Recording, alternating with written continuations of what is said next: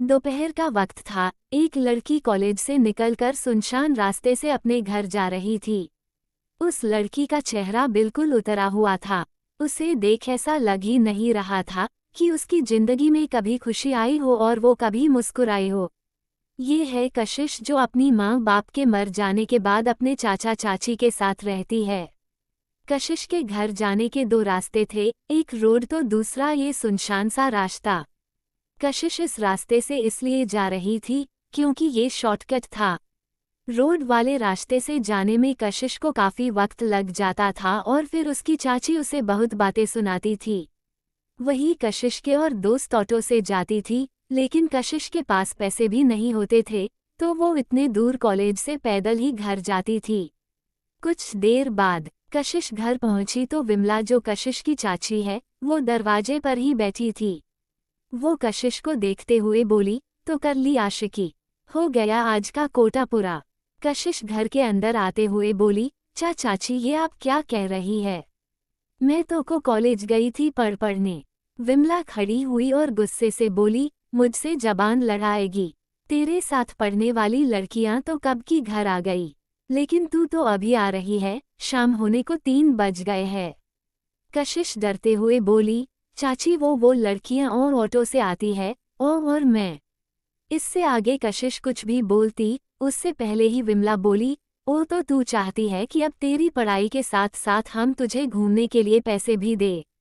कशिश उसे मना करते हुए बोली, नहीं नहीं चाची जी।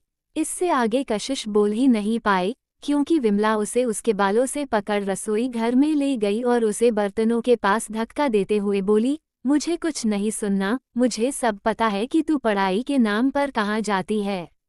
चुपचाप से ये बर्तन धो और चूल्हा जला, शाम का खाना भी बनाना है। उसकी बात पर कशिश ने कुछ नहीं कहा। वही विमला वहां से मुंह ऐंठते हुए चली गई। कशिश वहां से उठी और बर्तन धोने लगी। उसकी आंखों से आंसू झरझर बह रहे थे। कशिश ने रोते हुए सारे बर्तन धोए और फिर खुद खाना खाने के लिए उठी। उसने बर्तन चेक किए तो सारे बर्तन खाली थे। कशिश अभी बर्तनों को देख ही रही थी कि तभी विमला उसके पास आई और बोली, क्या देख रही है? कुछ नहीं है खाने के लिए, सब खत्म हो गया। उसकी बात सुन कशिश ने कुछ नहीं कहा, लेकिन उसके पेट में अब दर्द हो रहा था। उसे सच में बहुत ज्यादा भूख लगी थी। वो अपने पेट को पकड़े खड़ी थी कि तभी विमला की आवाज आई, अब खड़ी खड़ी सोच क्या रही हो? चूल्हा जलाओ, रात का खाना भी बनाना है। उसकी बात मान कशिश बाहर चली गई। वो घर के पीछे कुछ लकड़ियां लाने के लिए गई ताकि वो उन्हें जला सके।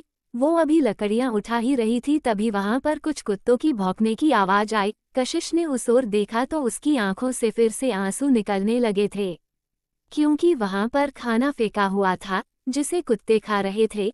कशिश ने खाना खुद बनाया था, इसलिए उसे ये बात पता चल गई कि ये विमला ने ही फेंका है।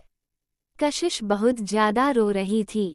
शाम का वक्त। कशिश आंगन में बैठी श्रेया और रोहन, जो कि उसके चचेरे भाई बहन हैं, उन्हें पढ़ा रही थी। विमला का पति कमलेश जैसे ही घर आया, विमला ने कशिश को उसके लिए पानी लाने को भेज दिया। रात के वक्त कशिश ने खाना खाकर सारे बर्तन धो दिए। वो अक्सर रात का ही खाना ढंग से खा पाती थी क्योंकि इस वक्त घर में उसके चाचा हुआ करते थे। दूसरा दिन, दोपहर के वक्त, कॉलेज में कशिश आज खामोश अपने क्लास में बैठी हुई थी कि तभी उसकी दोस्त काजल उसके पास आई और बोली, चल न हम गोलगप्पे खाने चलते हैं। कशिश उसे मना करते हुए बोली, नहीं, मैं घर जा रही हूँ, मेरे पास पैसे भी नहीं है। काजल उसकी बात सुन बोली, मैं बोल रही हूँ चल, मैं हूँ ना, मैं पैसे दे दूंगी। कशिश ने उसे मना किया और वहां से निकल गई। काजल उसे रोकती रही, लेकिन कशिश नहीं रुकी। वही सुनसान सा रास्ता। कशिश उस रास्ते से घर जा रही थी। उसे इस रास्ते से काफी डर लगता था, लेकिन वो कुछ नहीं कर सकती थी।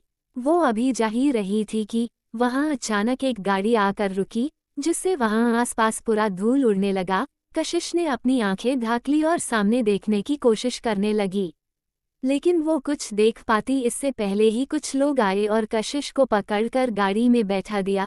कशिश चीख या चिल्ला पाती, किसी ने उसके मुंह पर रुमाल रख दिया जिसमें कुछ था। जिसकी वजह से कशिश बेहोश हो गई और फिर वो गाड़ी वहां से निकल गई। 2 घंटे बाद एक फार्म हाउस, जिसके बाहर एक गाड़ी आकर रुकी, पीछे की सीट से 2 लड़के बाहर आए और फिर एक लड़के ने कशिश को अपनी गोद में उठा लिया और अंदर उस फार्म हाउस में चले गए। वो फार्म हाउस दिखने में बहुत खूबसूरत और बड़ा था। उसे देखकर ही पता चल रहा था कि वो किसी आम इंसान का घर हो ही नहीं सकता। उसकी सजावट, उसकी खूबसूरती का खास ख्याल रखा गया था। वो लोग कशिश को एक रूम में ले गए और उसे वहां सुलाकर खुद बाहर आ गए। रात के वक्त एक काली रात और सुनसान सी सड़क। वो घने जंगल का एरिया था जिसमें रात के वक्त कोई नहीं आता जाता था, यानी उस रास्ते से कम ही गाड़ियां गुजरती थी। उसी जंगली रास्ते पर एक गाड़ी आकर रुकी, जिसमें से 2 लड़के बाहर आए और साथ ही कशिश को खींचते हुए बाहर लाए। वो रोते हुए बोली, आप कौन हो? प्लीज मुझे छोड़ दीजिए, प्लीज मुझे जाने दीजिए। वो लड़की काफी डरी हुई थी। वो उन 2 लड़कों के आगे हाथ जोड़ते हुए बोल रही थी। उसकी गिड़गिड़ाहट सुन वो दोनों लड़के बिल्कुल राक्षसों जैसे हंसने लगे। वो घना जंगल उनकी गंदी हंसी से गूंजने लगी।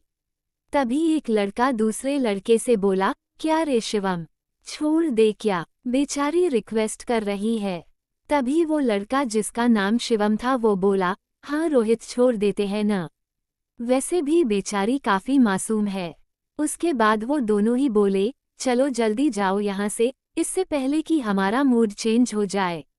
उद्धरण चिन्ह। उनकी बात पूरी होते ही कशिश दौड़ने लगी। वो बस यहाँ से किसी तरह भाग जाना चाहती थी, लेकिन तभी दौड़ते दौड़ते वो किसी गाड़ी से टकरा गई और जमीन पर जा गिरी, जिसे देख वो लड़के फिर से हंसने लगे।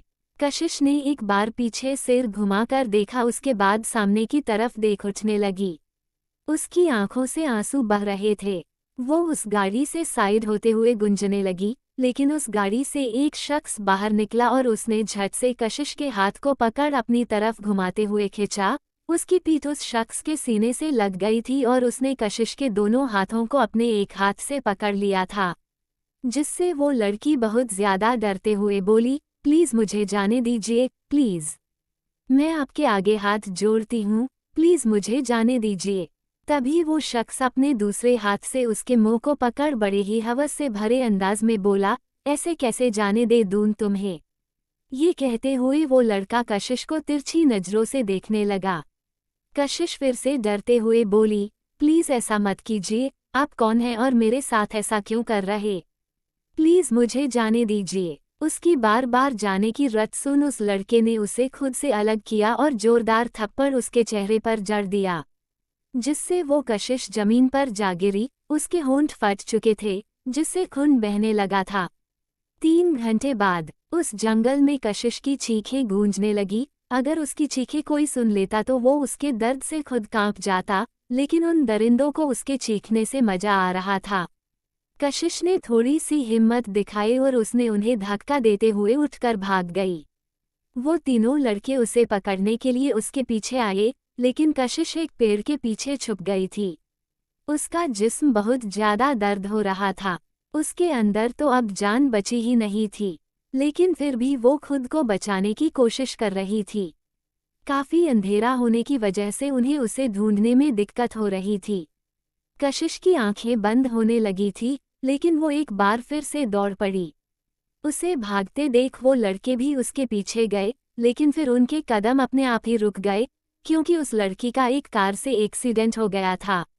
वो लोग सड़क से ज्यादा दूर नहीं आए थे। वही कशिश का एक्सीडेंट होते देख वो लोग वहां से भागने लगे, लेकिन तभी शिवम बोला, लेकिन यार वो लड़की। रोहित उसे खींचते हुए बोला, मर गई वो, जाने दे उसे, वरना हम मर जाएंगे। उसकी बात सुन शिवम उसके साथ जाने लगा और फिर अपनी अपनी गाड़ी में बैठ वहां से वो लोग निकल गए। आगे जारी है।